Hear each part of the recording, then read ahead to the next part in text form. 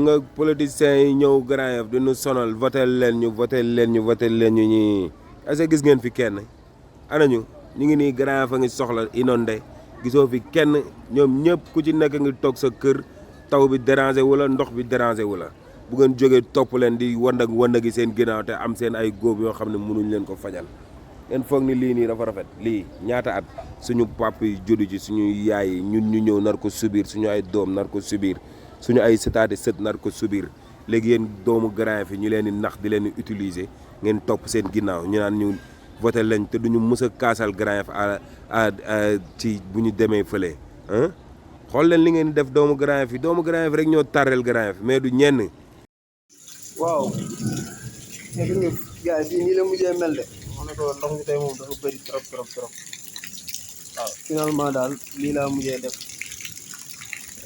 pour barrer affaire yi